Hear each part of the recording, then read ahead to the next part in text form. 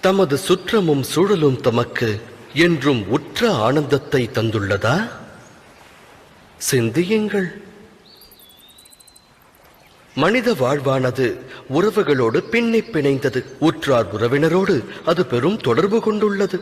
ஆகையால் சுகமும் மனித உறவுகளோடு தொடர்புடையதென்பது உண்மையே. அவ்வாறு இருந்தும் ஏன் சுகத்திற்கு பதிலாக துக்கத்தை மானிடன் பெறுகிறான்? எதற்காக குழப்பமும் போராட்டமும் உறவுகளிடமிருந்து துவங்குகிறது?